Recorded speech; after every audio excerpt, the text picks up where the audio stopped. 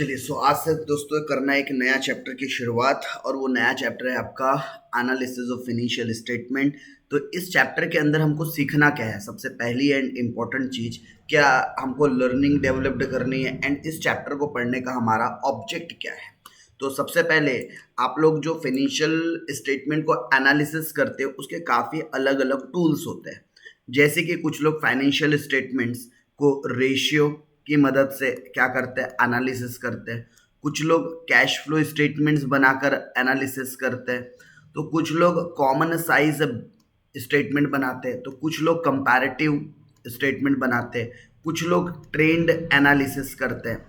तो ऐसे हमारे पास अलग अलग तरीके हैं ये आइडेंटिफाई करने के कि ओवर द पीरियड हमारे फिनेंशियल स्टेटमेंट में किस तरीके से चेंजेस आ रहे हैं, या फिर हम किसी और कंपनी के साथ जब अपना कंपैरिजन करते हैं या अपना खुद का कंपैरिजन जब हम प्रीवियस ईयर के डेटा के साथ करते हैं तो वहाँ पर हम कितना अपने बिजनेस को एक्सपांड कर पाए, कितना हमारा बिजनेस डिक्रीज हो रहा है। तो वो चीज़ें हम आइडेंटिफाई करने की कोशिश करते हैं। तो हमारा मेन ऑब्जेक्ट इस यूनिट को पढ़ने का, इस मॉड्यूल को पढ़ने का ये रहेगा कि हम लोगों को कॉमन साइज स्टेटमेंट बनाते आना चाहिए। उसके अलावा हम लोगों को कंपैरेटिव स्टेटमेंट बनाते आना चाहिए।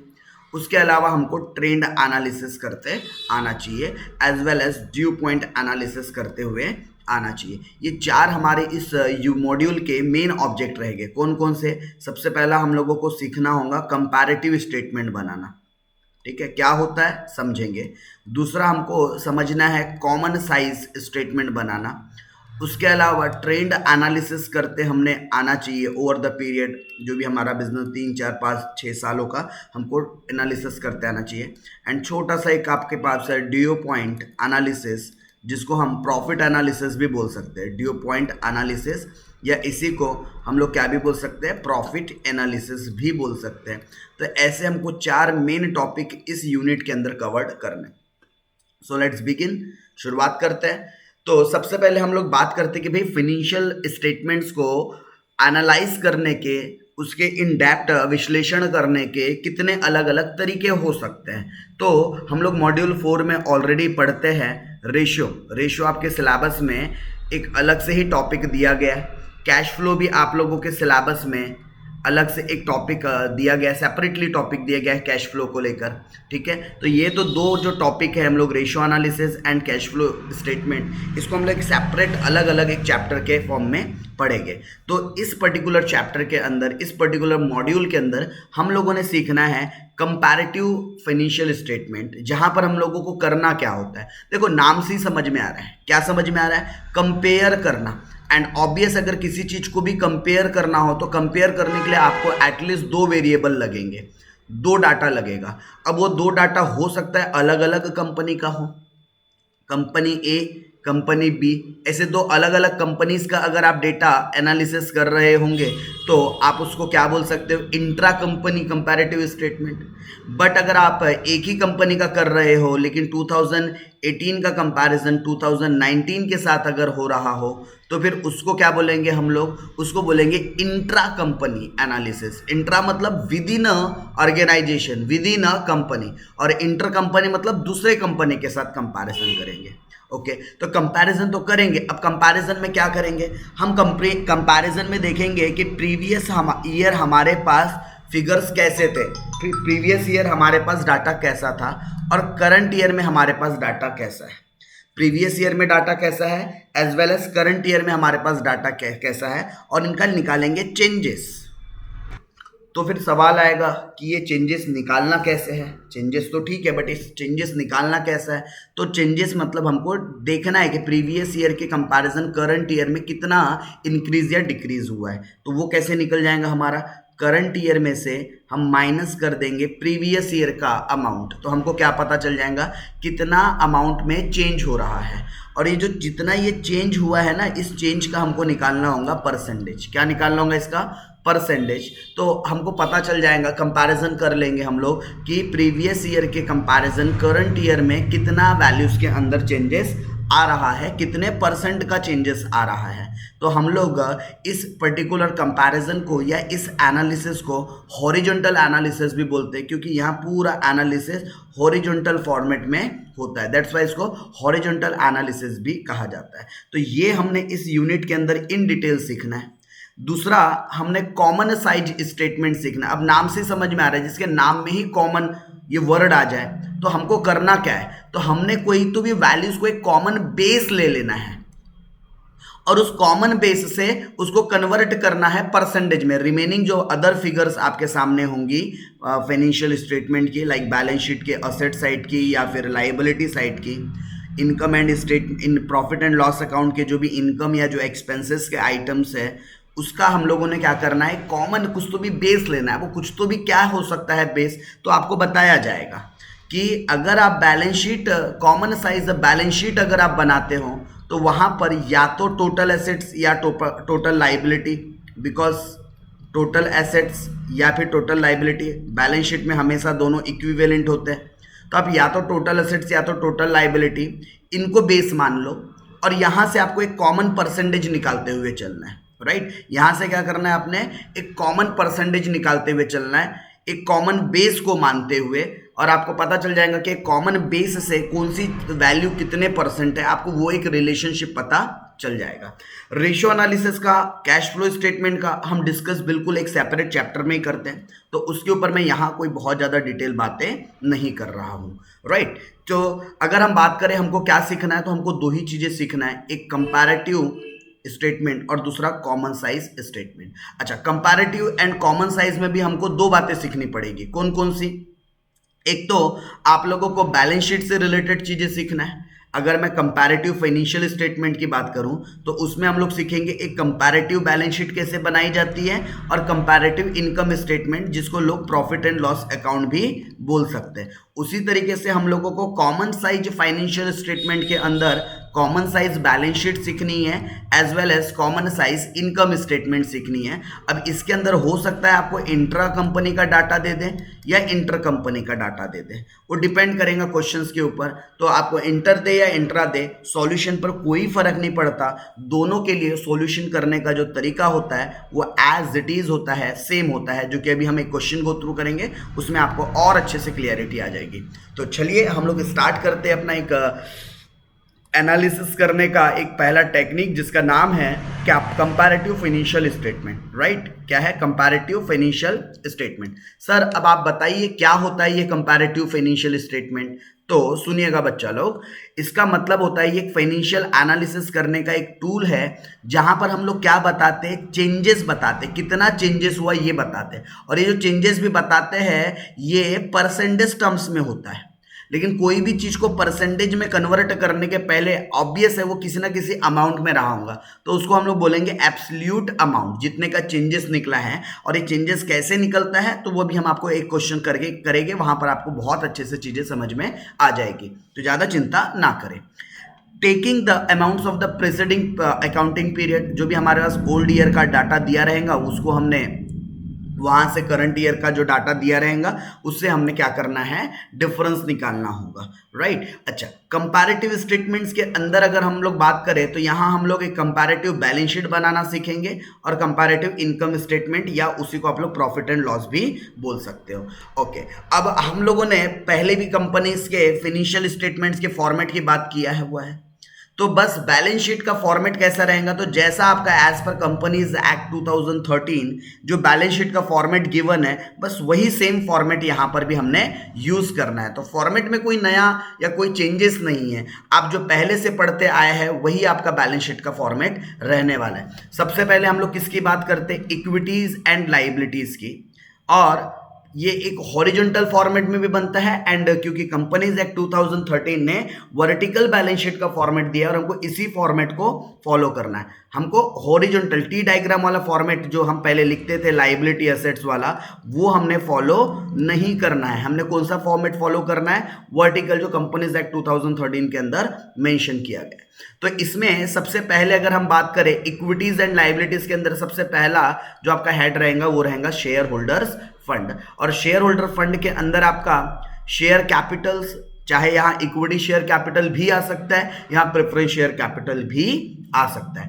उसके अलावा रिजर्व एंड सरप्लस, कंपनी ने जितना भी पैसा प्रॉफिट में से प्लॉगिंग बैक करके रखा हो, जमा करके रखा हो फॉर फ्यूचर ओरिएंटेड, या फिर किसी एक्सपेंसेस को करने के लिए, बड़े एक्सपेंसेस को करने के लिए, कैपिटल नेचर के खर्चों को करने के लिए, या फिर बिजनेस के एक्सपेंशंस के लिए, तो रिजर्व एंड सरप्लस के ऑब्जेक्ट बहुत सारे हो सकते हैं। तो ये आप बोल सकते हो कि ये जो शेयर कैपिटल है एंड रिजर्व एंड सरप्लस है, इन पैसों पर जनरली किसका राइट्स होता है? ओनर्स का, शेयर होल्डर का। दैट्स वाई ये शेयर होल्डर्स फंड के अंदर ये दोनों हेड्स को कंसिडर्ड किया जाता है। अगला आपके पास जो हेड आने वाला है वो है नॉन करंट लाइबिलिटी। देखिए नाम से ही समझ में आ रहा है, नॉन करंट, जो करंट लाइबिलिटी नहीं है उसको हम क्या बोलेंगे? Non current liability. तो नॉन करंट लाइबिलिटीज मतलब होता है ऐसी लाइबिलिटी जिसका पेमेंट आपने आफ्टर अ ईयर पे करना होता है, इमीडिएटली पे नहीं करना है, विद इन अ ईयर पे नहीं करना है, क्योंकि जो liability with in a year पे होती है, 12 महीने के अंदर पे होती है, उसको तो करंट लाइबिलिटी बोला जाता है। तो नॉन करंट लाइबिलिटी ऐसा ऑब्लिगेशन है जो आपको कब पे करना है? आफ्टर 12 मंथ, 12 महीने के बाद आपको पे करना है। तो उसमें सबसे पहला आ जाएगा आपका long term borrowing. Long term borrowing का मतलब होता है आपने बड़े लंबे समय के लिए क्या ले रखा है? उधार पैसे ले रखे हैं, 5 साल के लिए, 10 साल के लिए आपने लोन ले रखा है आपने किसी भी फाइनेंशियल इंस्टीट्यूशन से या फिर बैंक से, तो उसको हम लोग क्या बोलते हैं? Long term borrowing. उसके अलावा अदर लॉन्ग टर्म लाइबिलिटीज का मतलब क्या होता है? आपने किसी प्राइवेट सोर्सेज से या अदर देन फाइनेंशियल इंस्टीट्यूशन से आपने क्या ले रखा होगा? आपने अदर फाइनेंशियल इंस्टीट्यूशन से आपने बोरोविंग्स वगैरह ले रखा होगा, तो आप इसको भी अदर लॉन्ग टर्म लाइबिलिटीज के अंदर कंसिडर्ड कर सकते हैं। उसी तरीके से आपने किसी खर्चे के लिए लॉन्ग टर्म प्रोविजंस वगैरह बना के रखे होंगे, ऐसे खर्चे जिसका पेमेंट आपने कब करना है? एक स्पेसिफिक ड्यूरेशन के बाद करना है। तो किसी एक्सपेंसेस जो कैपिटल नेचर के हो सकते हैं उसके लिए आपने क्या कर रखा है? प्रोविजंस बना के रखा है, तो उसको भी हम लोग क्या बोलेंगे? Long term provision. एंड ये भी नॉन करंट लाइबिलिटीज की कैटेगरी के अंदर आएगा। और करंट लाइबिलिटी की अगर हम बात करें तो एज ऑब्वियस है कि करंट लाइबिलिटी का मतलब ही क्या होता है? ऐसी लाइबिलिटी जिसका पेमेंट आपने विद इन अ ईयर देना पड़ता है, 12 महीने के अंदर आपको जिसका पेमेंट करना होता है। जैसे शॉर्ट टर्म बोरोविंग की अगर हम बात करें, आपने बैंक ओवरड्राफ्ट ले लिया, कैश क्रेडिट अकाउंट है आपका, ठीक है, या फिर आपने कोई ओवरड्राफ्ट आप लोगों ने एक्सेस किसी से ले लिया है फॉर शॉर्ट ड्यूरेशंस, तो उन शॉर्ट जो टाइम के लिए आप लोन लेते हैं इसको हम लोग क्या बोलेंगे? Short term borrowing. Trade payable, जैसे हमारे सन्ड्री क्रेडिटर्स होते हैं, हमारे बिल्स पेएबल होते हैं, हमारे ट्रेड क्रेडिट्स होते हैं, तो इन सारे जो विद इन अ ईयर ऐसे हमारी लाइबिलिटी जिसका पेमेंट हमने विद इन अ ईयर करना होता है। अदर लाइबिलिटीज़ की अगर हम बात करें तो कोई आउटस्टैंडिंग एक्सपेंसेस हो गए हमारे, या फिर कोई हम लोगों ने किसी से वेरी वेरी शॉर्ट ड्यूरेशंस के लिए क्या ले रखा हो? पैसे ले रखा हो, तो ये हमारे सब अदर करंट लाइबिलिटीज़ के अंदर कवर्ड हो जाएंगे। उसके अलावा शॉर्ट टर्म प्रोविज़न, जैसे कि प्रोविजन फॉर टैक्सेशन, प्रोविज़न या फिर प्रपोज्ड डिविडेंड जिसका पेमेंट हमने विद इन 12 मंथ के अंदर करना ही करना होता है, तो ये सारी चीज़ें हमारी कहाँ कंसिडर्ड की जाएंगी? करंट लाइबिलिटीज़ के अंदर। एंड इन सारी चीज़ों का क्या निकल जाएगा? टोटल, मतलब आपके शेयर होल्डर फंड, उसके बाद non current liability and current liability, इन सारे आइटम्स का आप टोटल लगा लोगे तो आपको क्या पता चल जाएगा? Total liability. आपको क्या पता चल जाएगा? Total liability. तो टोटल लाइबिलिटी के बाद हम आगे बढ़ेंगे और हम बात करेंगे अब किसकी? बैलेंस शीट की। ठीक है, तो बैलेंस शीट के असेट्स की बात करेंगे अब। तो एसेट्स को भी हम लोगों ने मेनली 2 कैटेगरी में बांटा है। पहला है हमारा नॉन करंट असेट्स और दूसरा है हमारा करंट असेट्स। अगेन यहाँ पर नाम से ही बहुत हद तक क्लियर हो रहा है। करंट असेट्स मतलब ऐसे असेट्स जिसको हम 12 मंथ्स के अंदर किस में कन्वर्ट कर सकते हैं? कैश में कन्वर्ट कर सकते हैं, या कैश एंड कैश इक्विवेलेंट में हम उसको कन्वर्ट कर सकते हैं विद इन 12 मंथ। उसको हम लोग क्या बोलते हैं?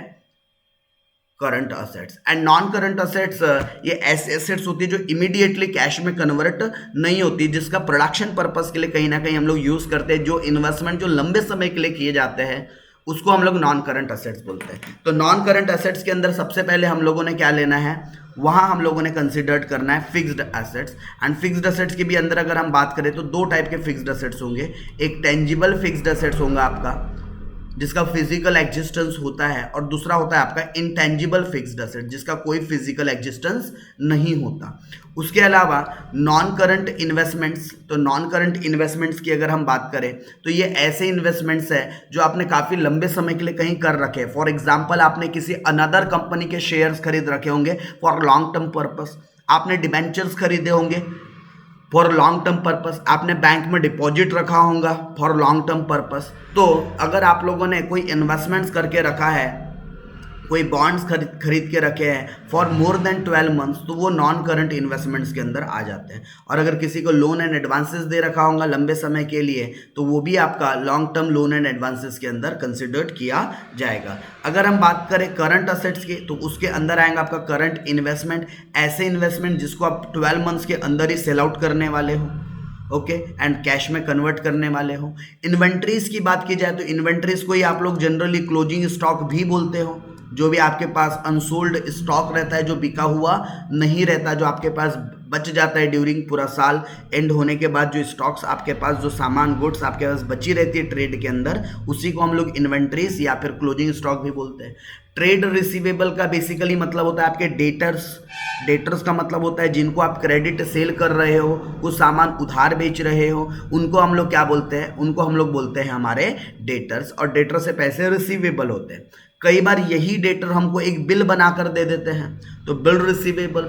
बैंक रिसिप्ट मतलब ऐसी चीजें जिसके थ्रू आपके पास पैसे आने वाले हैं। कैश एंड कैश इक्विवेलेंट के अंदर आप लोग कैश, बैंक बैलेंस या फिर आपका कोई ऐसी डॉक्यूमेंट जिससे इमीडिएटली आपको क्या मिल सकता हो, कैश मिल सकता हो, उसको हम लोग कैश एंड कैश इक्विवेलेंट बोलते हैं। उसके अलावा शॉर्ट टर्म के लिए अगर आपने किसी को लोन एंड एडवांसेस दे रखा हो, जैसे 12 महीने के अंदर ही आपका एडवांस का या लोन का पैसा आपको रिफंड मिल जाए, वापस मिल जाए, रीपेमेंट आ जाए आपके पास, तो उसको हम लोग short term loan and advances बोलेंगे। इसके अलावा कोई प्रीपेड एक्सपेंसेस वगैरह अगर आपके होंगे तो वो सब भी आपके अदर करंट असेट्स के अंदर कवर्ड हो जाता है। So this is the format of balance sheet. अब इसमें करना क्या होगा, इसमें आप लोगों को एक लास्ट ईयर का फिगर आउट होगा, से मैं कहता हूँ 2018 का, फिर 2019 का। तो आपको फिर एब्सोल्यूट चेंजेस निकालने हैं। क्या निकालने हैं आप लोगों ने, एब्सोल्यूट चेंजेस निकालने हैं। ये एब्सोल्यूट चेंजेस निकलेगा कैसे, तो ये आपका करंट ईयर का फिगर है एंड ये प्रीवियस ईयर का फिगर है। करंट ईयर से हम प्रीवियस ईयर के फिगर को क्या करेंगे, माइनस, तो आपको चेंजेस पता चल जाएगा। और इन चेंजेस का अब निकालना है परसेंटेज, तो वो कैसे निकालेंगे, तो एब्सोल्यूट चेंज डिवाइडेड बाय जो भी प्रीवियस ईयर, या इस प्रीवियस ईयर को ही हम लोग बेस ईयर भी बोलेंगे, तो divided by base year, divided by base year into 100। तो ये डाटा आपको किस में कन्वर्ट होता नजर आएगा, परसेंटेज टर्म में आपको ये डाटा कन्वर्ट होता नजर आएगा। तो इस तरीके से आप लोगों को एक स्टेटमेंट बनाते हुए चलना है, राइट। चलिए, सो एक क्वेश्चन के साथ देख लिया जाए। ओके, यहाँ पर आप लोगों के लिए एक फॉर्मूला भी यहाँ पर दे दिया गया है कि एब्सोल्यूट चेंज कैसे निकालोगे, तो करंट ईयर के फिगर में से प्रीवियस ईयर का फिगर माइनस करना, तो आपको एब्सोल्यूट चेंज पता चल जाएगा। और ये जो परसेंटेज चेंज कैसे निकलेगा, तो जो भी आपका ये जो एब्सोल्यूट चेंज आया था, absolute change divided by related figure of the previous year, तो उस साल का जो भी बेस ईयर का अमाउंट रहेगा उसे डिवाइड करेंगे। चलिए, एक क्वेश्चन के साथ हम आगे बढ़ते हैं। क्या बोलता है question, from the following balance sheet of XYZ limited as at 31 March 2016 and 15। ध्यान दीजिएगा, 15 और 16 2 साल का डेटा दिया है और बोलता है prepare a comparative balance sheet. और आपको क्या भी बनाना है, कंपैरेटिव बैलेंस शीट भी बनाना है। तो पहले क्वेश्चन देख लिया जाए। ओके, ये रहा जी आपका क्वेश्चन।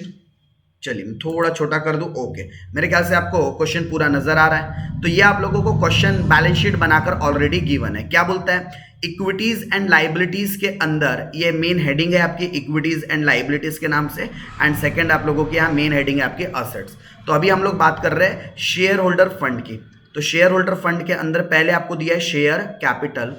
ध्यान दीजिएगा, ये 2016 है, ये 2015 है, ठीक है। ये आपका बेस ईयर है, ये प्रीवियस ईयर है और ये करंट ईयर होगा आपका, ठीक है। जो भी लेटेस्ट ईयर होता है उसको करंट ईयर बोलना है। ठीक, तो करंट ईयर और बेस ईयर आपको पता चल गया और अमाउंट भी पता चल गया आपको। 10 लाख बेस ईयर का अमाउंट था और करंट ईयर का 20 लाख है, करेक्ट। वैसे ही आपको रिजर्व एंड सरप्लस की भी अमाउंट पता चल गई। फिर आप लोगों को दूसरा नॉन करंट लाइबिलिटीज दी हुई है, जिसके अंदर लॉन्ग टर्म बोरोविंग्स की अमाउंट दी है 16 लाख एंड 10 लाख, और उसके बाद आप लोगों को करंट लाइबिलिटीज दी है जिसके अंदर ट्रेड पेएबल दिया हुआ है 8 लाख एंड 4 लाख। वैसे ही सिमिलरली आपको एसेट साइड में दो कैटेगरी दी हुई है, सबसे पहले नॉन करंट एसेट्स एंड दूसरा करंट एसेट्स। तो नॉन करंट एसेट्स के अंदर आपको दिया हुआ है फिक्स्ड एसेट्स, जिसमें टेंजिबल एसेट्स एंड इंटेंजिबल दोनों की अमाउंट दी गई है, एंड करंट एसेट्स के अंदर आपके पास इन्वेंट्रीज एंड कैश इक्विवेलेंट की भी अमाउंट दी गई है। चलिए अब बनाते कैसे है कैश, आपका जो ये कंपैरेटिव स्टेटमेंट है, कंपैरेटिव बैलेंस शीट है, ये बनाते कैसे है उसके ऊपर बात कर लेते हैं। तो मैं यहीं पर एक्सटेंड कर देता हूं कॉलम्स को। तो आप लोगों को ये दो तो एज इट इज क्वेश्चन को लिख लेना है, एंड उसके बाद आप लोगों ने क्या निकालना था, आप लोगों ने निकालना था एब्सोल्यूट चेंज। आप लोगों ने क्या निकालना है, एब्सोल्यूट चेंज। अब ये एब्सोल्यूट चेंज का मतलब क्या होता है, इसका मतलब होता है प्रीवियस ईयर से करंट ईयर में कितना चेंज हुआ है। और ये चेंजेस कैसे निकालेंगे हम, करंट ईयर के फिगर में से प्रीवियस ईयर का फिगर माइनस कर देंगे। जैसे 20 लाख में से अगर मैं 10 लाख माइनस कर दूं तो बैलेंस कितना बचेगा, 10 लाख। तो ये हो गया आपका भाई प्रीवियस ईयर के कंपैरिजन शेयर कैपिटल हमारा 10 लाख से इंक्रीज हो रहा है। अच्छा, फिर अगर हम बात करें किसकी, रिजर्व एंड सरप्लस, पहले 6 लाख था अब 4 लाख हो गया, तो हमारा यहाँ पर -2 लाख आएगा, क्योंकि हम करंट ईयर से प्रीवियस ईयर माइनस कर रहे हैं। 4 लाख में से अगर मैं 6 लाख माइनस कर दूं तो -2 लाख। ये -2 लाख क्या बता रहा है, रिजर्व एंड सरप्लस हमारा डिक्रीज हुआ है प्रीवियस ईयर के कंपैरिजन में, बेस ईयर के कंपैरिजन में। ये जो 2015 ये हमारा कौन सा ईयर है, बेस ईयर। और बेस ईयर हमेशा किसको अज्यूम्ड करेंगे, ओल्डेस्ट ईयर को हम लोग बेस ईयर अज्यूम्ड करेंगे। अच्छा, यहां पर अगर मैं बात करूं लॉन्ग टर्म बोरोविंग्स की, तो हमारे लिए लॉन्ग टर्म बोरोविंग 6 लाख से क्या हो रही है, इंक्रीज हो रही है। लॉन्ग टर्म बोरोविंग हमारी 6 लाख से क्या हो रही है, इंक्रीज हो रही है। उसी तरीके से अगर मैं ट्रेड पेएबल की बात करूं तो ये हमारी 4 लाख से क्या हो रहा है, इंक्रीज हो रहा है। अगर टोटल अगर हम देखें तो ये 10 लाख से इंक्रीज हुआ, ये 4 लाख से 6 लाख से इंक्रीज हुआ, और ये 4 लाख से इंक्रीज हुआ, मतलब टोटल मिला के 20 लाख से इंक्रीज। और ये रिजर्व एंड सरप्लस क्या हो रहा है आपका, 2 लाख से डिक्रीज हो रहा है। ठीक है, यानी कि नेट अगर मैं इफेक्ट यहां पर सब प्लस माइनस करूं तो मेरा 18 लाख से, कितने से, 18 लाख से नेट इंक्रीज हो रहा है। आप यहां से भी देख सकते थे 30 लाख था टोटल एसेट्स, 2016 में ये 48 लाख हो गया, मतलब कितने का इंक्रीज नजर आ रहा है, 18 लाख का। सिमिलर काम हमको अब किसके लिए भी करना है, सिमिलर काम हमको अब एसेट्स के लिए भी करना है। ये लाइबिलिटी थी आपकी, अभी तक हम किसका डिस्कशन कर रहे थे, लाइबिलिटीज का। ओके, उसके अलावा अगर हम बात करें नॉन करंट एसेट्स के अंदर, टेंजिबल फिक्स्ड एसेट्स पहले 16 लाख के थे अब 28 लाख के हो गए, मतलब कि इंक्रीज हो रहा है, बढ़ रहे हैं हमारे। अच्छा, कितने से बढ़ रहे हैं, तो अगर हम इंक्रीज की बात करें तो 12 लाख से क्या हो रहा है, यहाँ पर इंक्रीज हो रहा है, राइट। 12 लाख से क्या हो रहा है, इंक्रीज। फिर हमारे पास 6 लाख -4 लाख, तो कितने से इंक्रीज हो रहा है, 2 लाख से हमारे पास इंक्रीज हो रहा है। उसके अलावा यहाँ पर भी अगर हम देखें इन्वेंट्रीज के अंदर 10 लाख हो गया है, जबकि पहले 8 लाख था, मतलब यहाँ पर भी इंक्रीज हो रहा है, कितने से, 2 लाख से। और यहाँ पर भी हमारा इंक्रीज हो रहा है, कितने से, 2 लाख से। तो कुल मिलाकर अगर मैं टोटल इंक्रीज की बात करूं तो हमारी जो टोटल एसेट्स है वो कितने से इंक्रीज हो रही है, 18 लाख से। तो सबसे पहले आपने क्या किया, सबसे पहले आपने एब्सोल्यूट चेंज निकाल दिया। क्या निकाला सबसे पहले, एब्सोल्यूट चेंज। और अब एब्सोल्यूट चेंज के बाद आपको परसेंटेज चेंज निकालना है। जो दूसरा कॉलम आपको बनाना है वो किस चीज के लिए बनाना है, परसेंटेज चेंजेस के लिए आपको बनाना है। तो ये परसेंटेज चेंज निकलेगा कैसे, तो आपने ऑलरेडी एब्सोल्यूट चेंज निकाल रखा है। तो ये जितने का आपका चेंज आया, एब्सोल्यूट चेंज डिवाइडेड बाय ये बेस ईयर, मतलब जो ये प्रीवियस ईयर का जो अमाउंट दिया रहेगा रिलेटेड, तो बेस ईयर का अमाउंट इनटू 100। तो आप परसेंटेज में क्या करते चलोगे, अपने डेटा को कन्वर्ट करते हुए चलोगे। तो चलिए करते परसेंटेज में कन्वर्ट। तो सबसे पहले आप लोगों को शेयर कैपिटल का अगर चेंज निकालना है तो 10 लाख डिवाइडेड बाई 10 लाख, आप भी साथों साथ कमांड दे सकते हैं 10 lakh divided by 10 lakh into 100, तो 100% का चेंज यहाँ पर नजर आया, मतलब 100% से हमारा शेयर कैपिटल क्या हुआ है, इंक्रीज हुआ है। अच्छा, दूसरा अगर हम बात करें रिजर्व एंड सरप्लस की, तो -2 lakh divided by 6 lakh into 100, तो आपका आंसर आ रहा होगा -33.33%। वैसे ही अगर हम बात करें दूसरा 6 lakh divided by 10 lakh into 100, तो 60% का यहाँ चेंज नजर आ रहा है। और अगला अगर देखा जाए तो 4 लाख माइनस 4 लाख मतलब जीरो, और जीरो का अगर आप परसेंटेज निकालोगे 0 डिवाइडेड बाई 0, तो कोई चेंज यहाँ पर नजर नहीं आ रहा है। वैसे अगर आप इसमें भी निकालना चाहो तो 18 lakh divided by 30 lakh into 100, तो यहाँ पर आप लोगों को जो टोटलिटी में बेस ईयर से जो आपको चेंज नजर आ रहा होगा वो 60% का चेंज नजर आ रहा है। कितना नजर आ रहा है? 60% का टोटलिटी में चेंज नजर आ रहा है। सर यहाँ पर टोटल वगैरह नहीं करना क्या? नो, यहाँ पर हमको हॉरिजॉन्टल एनालिसिस करना है। इस एनालिसिस को हम लोग कौन सा एनालिसिस भी बोलते हैं? इसको हम लोग हॉरिजॉन्टल एनालिसिस भी बोलते हैं। तो इसका अलग से आपको क्या नहीं करना है, ऐसे वर्टिकल टोटल नहीं निकालनी है। ओके, अब मैं बात करता हूं एसेट्स की, तो टेंजिबल एसेट्स को भी परसेंटेज चेंज में कन्वर्ट कर लेते हैं। 12 lakh divided by 16 lakh into 100, तो कितना आ जाएगा ये? 75%। कितना आ जाएगा? 75%। फिर 2 lakh divided by 4 lakh into 100, तो ये भी कितना आ गया आपका? 50%। कितना आ गया ये? 50%। फिर 2 lakh divided by 8 lakh into 100, कितना हो गया ये? 25%। और उसके अलावा 2 लाख माइनस 2 लाख, ये तो जीरो। अच्छा सॉरी गाइस, सॉरी, यहाँ पर एक छोटा सा करेक्शन है। ये ऑलरेडी चेंज निकला हुआ था, ठीक है? ये 4 लाख ऑलरेडी चेंज निकला था, 4 लाख माइनस 4 लाख नहीं करना था, ये 4 लाख ऑलरेडी था, मतलब ये 100% चेंज हुआ है यहाँ पर भी, ठीक है? कितना चेंज हुआ है आपका? 100% चेंज हुआ है यहाँ पर। ये ऑलरेडी आप लोगों ने क्या निकाल रखा था? एब्सोल्यूट चेंज ऑलरेडी निकाल रखा है, तो 4 lakh divided by 4 lakh into 100। वैसे यहां पर भी 2 lakh divided by 2 lakh into 100, क्योंकि ऑलरेडी आपने ये माइनस करके चेंजेस ही निकाल रखा है। सो ये आप लोगों का ओवरऑल परसेंटेज चेंज निकलता हुआ नजर आ रहा है। 18 lakh divided by 30 lakh into 100, मतलब कि 60%। मतलब आपका जो ओवरऑल एसेट, जो ओवरऑल लाइबिलिटी है, वो 60% से इंक्रीज हो रही है।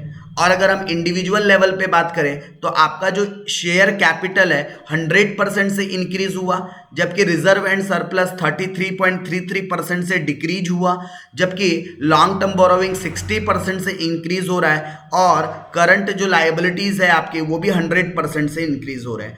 टेंजिबल एसेट 75% से इंक्रीज हो रहे हैं, इंटैंजिबल एसेट्स 50% से इंक्रीज हो रहे हैं, इन्वेंट्रीज 25% से इंक्रीज हो रही है, एंड कैश इक्विवेलेंट 100% से क्या हो रहा है? इंक्रीज हो रहा है। तो ये हम लोगों ने 2015 का कंपैरिजन 2016 के साथ किया और देखा कि 15 के कंपैरिजन में 2016 में कितना इंक्रीज हुआ है। तो इस तरीके से जो स्टेटमेंट बनाते हैं इसी को हम लोग कंपैरेटिव स्टेटमेंट बोलते हैं, कंपैरेटिव बैलेंस शीट बोलते हैं। तो ये आप लोगों के लिए सॉल्यूशन है, आप देख सकते हैं सेम चीज जो हमने यहाँ कर रखा है आपके लिए, आपके नोट्स के अंदर हम लोगों ने सॉल्यूशंस प्रोवाइड कर दिया है, तो आप यहाँ से भी चीजों को आइडेंटिफाई कर सकते हैं। ये ब्रैकेट का मतलब ही होता है माइनस, जो ब्रैकेट में फिगर दिया है इसका मतलब ही होता है नेगेटिव फिगर, राइट? तो ये आपकी बैलेंस शीट लायबिलिटी साइड की बात हो गई, एंड ये बैलेंस शीट असेट साइड की बात हो गई। एंड ये परसेंटेज निकल कैसे रहा है, तो वो स्टेप्स भी आप लोगों के लिए यहाँ पर दे दिए गए। जैसे हमको शेयर कैपिटल का निकालना था, तो हमने 20 लाख में से 10 लाख माइनस किया, तो हमको एब्सोल्यूट चेंज मिल गया था 10 लाख। और जब हमने परसेंटेज की बात किया था तो 10 lakh divided by 10 lakh into 100। And ऐसा ही रिजर्व एंड सरप्लस के लिए भी किया था, माइनस में था तो minus 2 lakh divided by 6 lakh into 100, तो माइनस 33.33% आया था, ठीक है? ब्रैकेट में जो फिगर है वो नेगेटिव को डिनोट करता है, करेक्ट? ऐसा ही बाकी भी आगे करना था। तो होप आप लोगों को कंपैरेटिव बैलेंस शीट की बातें समझ में आ गई है कि कंपैरेटिव बैलेंस शीट कैसे बनाना है। ऐसा नहीं कि बस यहाँ पर खत्म, हम बहुत सारे क्वेश्चंस की प्रैक्टिस करने वाले गाइस, हमारे पास मोर देन 50 क्वेश्चंस है इसकी प्रैक्टिस करने के लिए। सो ये क्वेश्चन था जिसमें हमने आपको एक हिंट या एक आइडिया दिया कि किस तरीके से हम लोगों को कंपैरेटिव बैलेंस शीट सॉल्व करना है। चलिए आगे बढ़ते हैं और comparative statement of profit and loss की भी बात करते हैं। किसकी बात करते हैं? Comparative statement of profit and loss की भी बात करते हैं, या इसी को कंपैरेटिव इनकम स्टेटमेंट भी बोलते हैं। अगेन ये statement as per companies act 2013 में प्रोवाइडेड है, right. As per companies act 2013 में ऑलरेडी क्या है, स्टेटमेंट ये प्रोवाइडेड है। सो अगर मैं बात करूं इसके हेड की, तो सबसे पहले हम लोग इनकम से शुरुआत करते हैं। हमारे पहले इनकम के हेड आएंगे, एंड इनकम के अंदर आपके पास एक होती है आपके मेन बिजनेस से आने वाली इनकम, जिसको हम लोग बोलते हैं रेवेन्यू फ्रॉम ऑपरेशन। इसी को सिंपल वर्ड्स में अगर मैं बोलूं तो सेल, या आप बोल सकते हो नेट सेल, सेल या फिर नेट सेल, ठीक है। उसके अलावा दूसरी आपके पास जो इनकम होती है उसको बोलते हैं हम लोग अदर इनकम, जहां पर आपका rent received, dividend received, interest received, sale of scrapped, या फिर किसी और भी प्रकार से अदर देन अगर कोई सेल अगर आपके पास इनकम हो रही है तो वो सारी इनकम अदर इनकम की कैटेगरी में आ जाएंगी। जब आप इन दोनों इनकम को आपस में जोड़ोगे, ऐड करोगे, तो आप लोगों को टोटल इनकम, या उसी को आप लोग टोटल रेवेन्यू भी बोल सकते हो, कि मेन हमारे बिजनेस से और अदर देन हमारे बिजनेस से हमारे पास कितना सोर्स ऑफ इनकम जमा हो जाता है, मतलब हमारे पास कितनी इनकम आ जाती है, आपको ये चीज पता चल जाएगी। फिर उसके अलावा जब हमको इनकम पता चल जाए, हमारी क्या पता चल जाए, टोटल इनकम पता चल जाए, तो अब हम इनकम में से क्या माइनस करना शुरू करेंगे? ऑब्वियस है, अपने खर्चे माइनस करना शुरू करेंगे। तो अब एक्सपेंसेस के भी अंदर हमने कैसी कैटेगरी बना दिया? सबसे पहले कॉस्ट ऑफ मटेरियल कंज्यूम्ड। अब ये COGS का मतलब क्या होता है? कॉस्ट ऑफ मटेरियल कंज्यूम्ड है, नॉट गुड सोल्ड है। तो कॉस्ट ऑफ मटेरियल कंज्यूम्ड का मतलब क्या होता है? आपने कितना मटेरियल कंज्यूम्ड किया। अब ये निकलता कैसे होगा? तो ये निकलता है opening stock of material plus purchase of material minus closing stock of material, minus closing stock of material. जैसे मैं इस कॉस्ट ऑफ मटेरियल कंज्यूम्ड को एक छोटे से एग्जांपल से समझाता हूं। फॉर एग्जांपल, ये एक बॉक्स है जिसके अंदर पहले से 4 गुलाब जामुन रखे थे। कितने गुलाब जामुन रखे थे? 4, ये पहले से रखे हुए थे। तो ये जो 4 गुलाब जामुन हैं, ये हमारा हो गया ओपनिंग स्टॉक, ठीक है। हमारे पास पहले से कितना सामान रखा था? तो हमारे पास पहले से सामान रखा था 4 गुलाब जामुन का।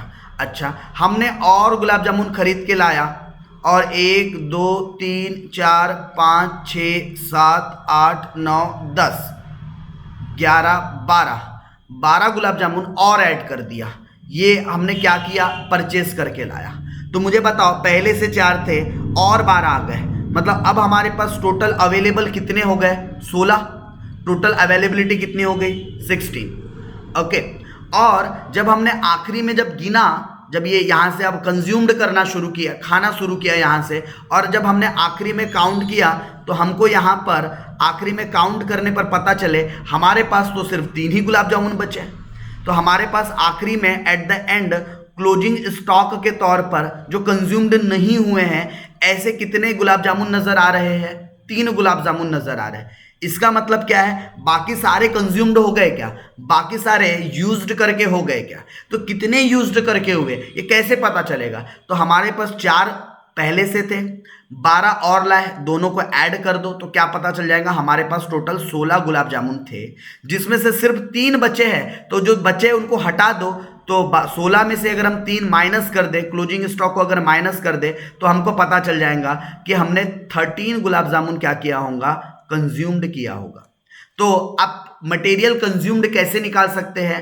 Opening stock of material plus purchase of material minus closing stock of material.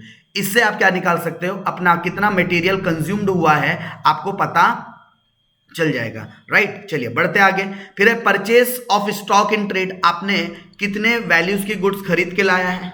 फिर उसके बाद है परसेंट चेंज इन इन्वेंट्रीज, आपके इन्वेंट्रीज के अंदर कितना चेंज हो रहा है, और ये चेंज कैसे निकलता है? Closing stock minus opening stock करके हम लोग क्या करते हैं? ये चेंजेस को फाइंड आउट करते हैं कि हमने कितना चेंजेस निकाला है। ओके। और अगर आप लोगों ने ओपनिंग और ये जो क्लोजिंग की जो बात कर रहे हैं, यहाँ पर हमको रॉ मटेरियल कर लेना है, राइट। और यहाँ पर हमने किसका स्टॉक लेना है? फिनिश गुड्स का, और हम लोगों ने लेना है WIP का।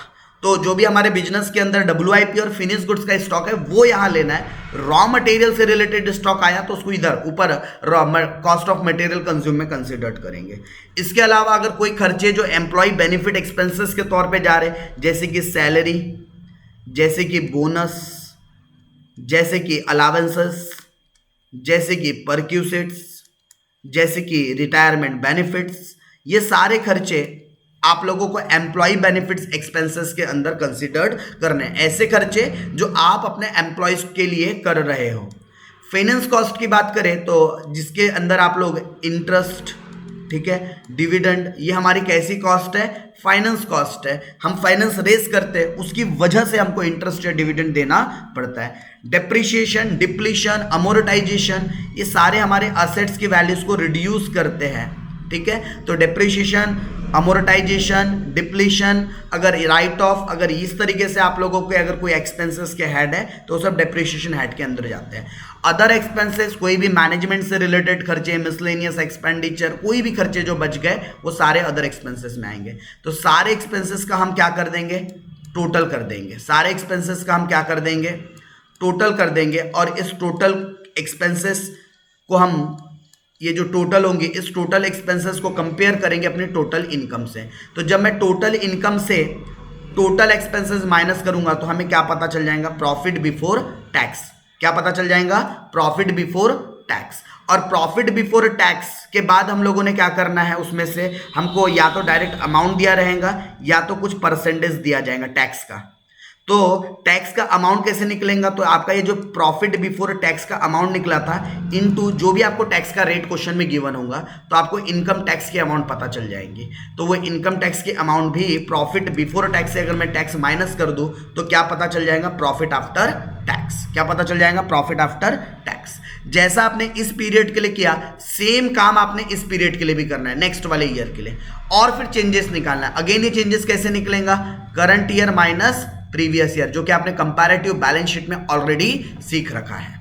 तो कंपैरेटिव स्टेटमेंट, इनकम स्टेटमेंट के अंदर आपको इस करंट ईयर से लास्ट ईयर के अमाउंट माइनस करना है, एब्सोल्यूट चेंज मिल जाएगा और फिर परसेंटेज चेंज कितना हुआ वो निकालना है। तो वो भी कैसे निकाल लोगे? तो वो भी आपका निकल जाएगा absolute change divided by base year figure, ठीक है। जो भी बेस ईयर का फिगर होगा वो इनटू 100, और बेस ईयर हमेशा ओल्डेस्ट ईयर को आपने अज्यूम्ड करके चलना है। तो आप लोगों के लिए कंपैरेटिव इनकम स्टेटमेंट भी बन जाएगा, राइट। चलिए एक छोटे से एग्जांपल से समझते हैं। एक एग्जांपल आप लोगों के स्क्रीन पर शो हो रहा है, तो जल्दी से देखिए इस एग्जाम्पल को।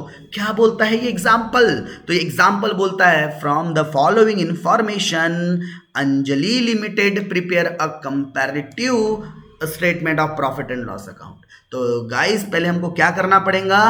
बोलिए क्या करना पड़ेगा? Comparative profit and loss account बनाना पड़ेगा। तो चलिए बनाना शुरू करते हैं। रेवेन्यू फ्रॉम ऑपरेशन का मतलब ही सेल होता है क्या? ये इनकम है हमारे लिए। एम्प्लॉय बेनिफिट एक्सपेंसेस, ये एक्सपेंसेस में चली जाएगा। डेप्रिशिएशन एंड अमोर्टाइजेशन एक्सपेंसेस, ये भी एक्सपेंसेस में चली जाएगा। अदर एक्सपेंसेस भी एक्सपेंसेस में चली जाएगा। और हमको अलग से टैक्स रेट दिया है क्या? यस। चलिए तो सबसे पहले आप लोगों ने क्या करना है? आप लोगों ने सबसे पहले क्या करना है? Comparative statement of profit and loss बनाना है। तो मैं यहीं पे सॉल्यूशन से आपको एनालाइज करवा रहा हूं। सबसे पहले हम लोग क्या करेंगे? सबसे पहले हम लोग हेडिंग दे देंगे comparative statement of profit and loss account for the year end date 31 March 2015 and 16।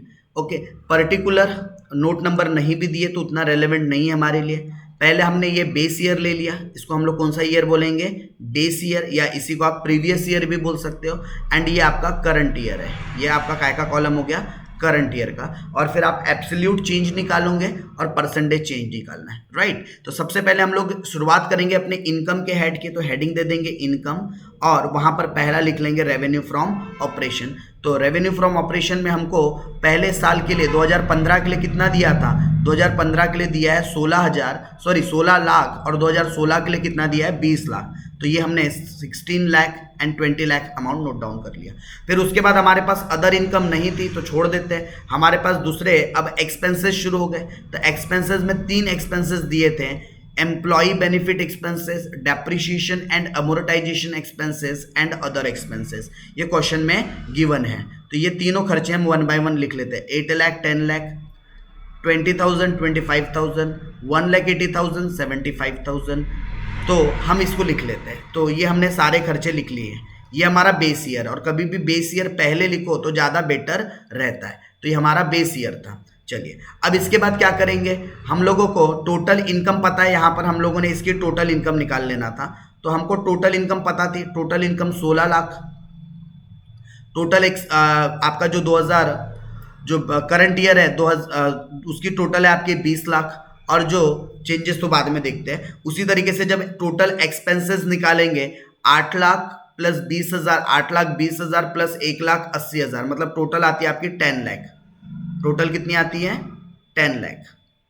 और उसी तरीके से नेक्स्ट ईयर के निकालेंगे 10,25,000 प्लस 75,000, मतलब टोटल मिला के 11 लाख। टोटल मिला के 11 लाख। ओके, तो ये आपका क्या निकल गया? Total expenses. और ये क्या था आपका? Total income. तो टोटल इनकम से अगर मैं टोटल एक्सपेंसेस को माइनस करूं तो क्या पता चल जाएगा? Profit before tax. क्या पता चल जाएगा? Profit before tax. तो प्रॉफिट बिफोर टैक्स हमारा कितना आ गया? 6 लाख। और क्या क्वेश्चन में आपको टैक्स का रेट दिया था? बोलिए, दिया था नहीं दिया था? यस सर दिया था। कितना परसेंट? 30%। तो टैक्स रेट निकल जाएगा आपका 10 लाख का कितना परसेंट? प्रॉफिट कितना है आपका? 16 में से 10 लाख माइनस किए तो 6 लाख। तो 6 लाख का 6 लाख का कितना परसेंट टैक्स देना है? 30%। तो 6 लाख का 30% होता है 1,80,000। तो ये क्या पता चल गया आपको? टैक्स का अमाउंट। और जैसे आपको टैक्स का अमाउंट पता चला, 6 लाख में से 180 माइनस करेंगे तो आपको क्या मिल जाएगा? Profit after tax. ऐसा ही सिमिलर हम करंट ईयर के लिए भी करेंगे। 20 लाख से 11 लाख माइनस करेंगे, 9 लाख क्या आ जाएगा? Profit before tax. और 9 लाख इंटू 30% करेंगे तो 2,70,000 क्या आ जाएगा आपका? टैक्स का अमाउंट। माइनस कर देंगे 9 लाख में से 2,70,000, तो हमको क्या पता चल जाएगा? Profit after tax 6,30,000। ये हमको पता चल जाएगा। उसके बाद अगर हम बात करें, अब हमको क्या निकालना है? 2 साल का फिगर आ गया। अब निकालना है हमने एब्सोल्यूट चेंज। कैसे निकलेगा? करंट ईयर से बेस ईयर माइनस, मतलब 20 लाख में से 16 लाख माइनस करेंगे 4 लाख, 10 लाख में से 8 लाख माइनस करेंगे 2 लाख, 25,000 से 20,000 माइनस करेंगे 5,000, 75,000 में से 1,80,000 माइनस करेंगे, माइनस में आंसर आएगा। 75,000 में से अगर माइनस करेंगे 1,80,000 तो ये माइनस में आंसर आएगा, माइनस 1,05,000, राइट? माइनस में आंसर आएगा। अच्छा, 11 लाख में से 10 लाख माइनस करेंगे 1 लाख, 9 लाख में से 6 लाख माइनस करेंगे 3 लाख, और 2,70,000 से 1,80,000 माइनस करेंगे 90,000, और 6,30,000 में से 4,20 माइनस करेंगे तो 2,10,000। ये आपको एब्सोल्यूट चेंज पता चल गया। और अब परसेंटेज में कन्वर्ट करना है तो कैसे करेंगे? 4 lakh divided by 16 lakh, 4 lakh divided by 16 lakh into 100। वैसे यहां पर 2 lakh divided by 8 lakh into 100। वैसे 5,000 डिवाइडेड बाय 20,000 इंटू 100। वैसे यहां पर माइनस 1,05,000 डिवाइडेड बाय 1,80,000 इंटू 100। तो आपको माइनस में मिलेगा ये परसेंटेज। उसी तरीके से सो ऑन आगे भी आपको कंटिन्यूसली ऐसे ही करना है। 1 lakh divided by 10 lakh into 100, फिर 3 lakh divided by 6 lakh into 100, 90,000 divided by 1,80,000 into 100, फिर है 2,10,000 डिवाइडेड बाई 4,20,000 इंटू 100। तो ये आपको परसेंटेज टर्म्स में क्या मिलते हुए चल रहा है? डाटा मिलते हुए चल रहा है, राइट? तो आपने चीज़ों को काय में कन्वर्ट कर लिया? परसेंटेज में। अब जब इसका इंटरप्रिटेशन या जब इसके एनालिसिस करने की बात आएंगी, सो यू कैन से कि हमारा जो रेवेन्यू फ्रॉम ऑपरेशन है 25% से इंक्रीज हुआ है, एम्प्लॉय कॉस्ट भी 25% से इंक्रीज हो रहा, जबकि डिप्रिशिएशन अमोर्टाइजेशन के खर्चे जो थे हमारे वो 25% से इंक्रीज हो रहा है, एंड जो अदर एक्सपेंसेस थे हमारे वो डिक्रीज हो रहे हैं। अदर एक्सपेंसेस हमारे क्या हो रहे हैं? डिक्रीज हो रहे थे 58.33% से, जबकि प्रॉफिट आप लोगों को यहाँ पर दिया हुआ है प्रॉफिट टोटल एक्सपेंसेस। तो टोटल एक्सपेंसेस की अगर बात करें तो टोटल एक्सपेंसेस 10% से इंक्रीज हो रहा है, प्रॉफिट बिफोर जो टैक्स था 50% से इंक्रीज हो रहा है, टैक्स भी 50% से इंक्रीज हो रहा है, और प्रॉफिट आफ्टर टैक्स भी 50% से इंक्रीज हो रहा है। तो यहाँ पर हमारा अदर एक्सपेंसेस प्रीवियस ईयर के कंपैरिजन कम हो रहा है, बाकी सारी चीजें इंक्रीज हो रही है। ओवरऑल अगर मैं बात करूँ तो ओवरऑल हमारा प्रॉफिट 50% से क्या हुआ है, इंक्रीज हुआ है। तो ये हमारे फाइनेंशियल स्टेटमेंट की एक अच्छी हेल्दी कंडीशन को डिनोट करता है, राइट। अच्छा, कुछ इंटरप्रिटेशन पॉइंट ऑफ व्यू से अगर कुछ बातें आपको बताऊं तो ध्यान दीजिएगा, फाइनेंशियल स्टेटमेंट पर पहले आ जाते हैं, मतलब बैलेंस शीट पर पहले आ जाते हैं। तो जब भी आप बैलेंस शीट बनाओगे तो हमेशा याद रखना मेरी कुछ बातें, शेयर होल्डर फंड मतलब कि रिजर्व एंड सरप्लस अगर इंक्रीज हो रहा है तो it is good for our business. अगर हमारा रिजर्व एंड सरप्लस बढ़ रहा है तो हमारे बिजनेस के लिए अच्छी बात है। लेकिन लॉन्ग टर्म या नॉन करंट लाइबिलिटीज हमारे अगर बढ़ रहा है तो बिजनेस के लिए अच्छी बात नहीं है।